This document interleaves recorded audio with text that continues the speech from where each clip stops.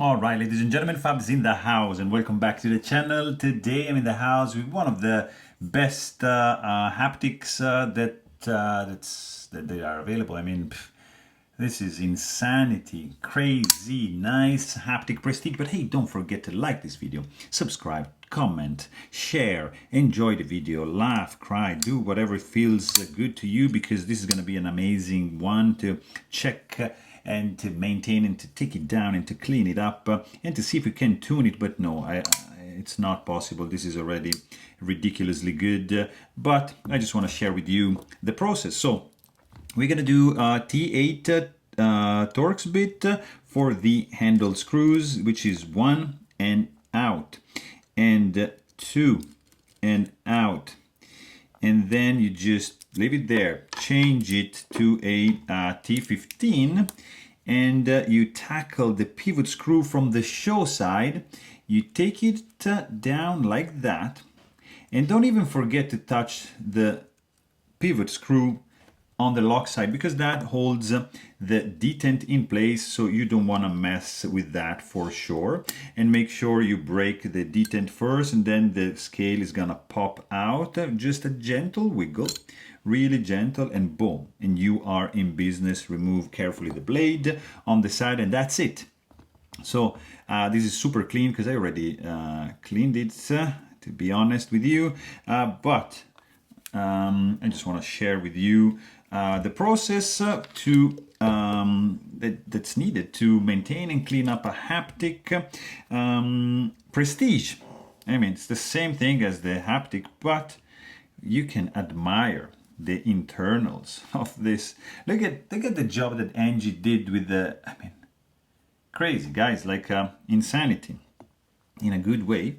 And here you've got, of course, like the other side, just clean. So this guy, don't, all right, just leave it. Angie's gonna be furious if you do that.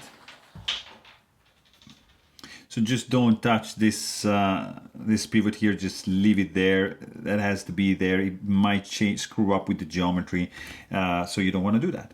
And then just go ahead like that. Put some. Let's try some 10 weight nano oil, like 1, 2, 3 drops, like so. And I'm just gonna do 1 drop here on the detent. This guy is in. This guy is in. Did I put the right way? Yes. So that is in. And again, we're going to do 1, 2, and 3 for the pivot. And that's it, guys. We are in business. So make sure that the washer spacer, hardened steel, is right there with the track facing the ball bearings, of course. And then we're gonna do the handle screws first. So what I like to do is just like release the tension, have everything sandwiched so that the blade is not locked, right? So just like that. So that eliminates one step, at least for me. And that's the first screw that goes in place. This is the second one that goes right over there. There you go. Swap that thing, put the T15. You want to do a little bit of Loctite? Why not? I mean, just a little bit. As long as you use the blue one, you're gonna be fine. Worst case scenario, you're gonna use another screwdriver to hold the other side, but not a biggie. Just screw that thing in, nice and carefully, like that. We're gonna check blade centering, blade play.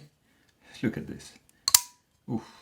So I already can say it's a little bit too tight.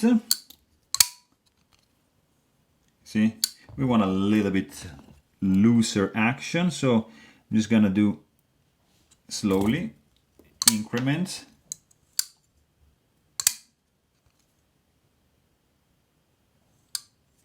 What do you think, guys?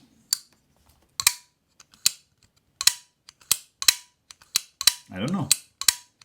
Is this a nice action? Does it look centered? What do you think? I don't know. Let me know in the comments, guys, because I think this is a pretty cool action. So there you have it. Hope you guys enjoyed this video. Thanks for watching and stay tuned.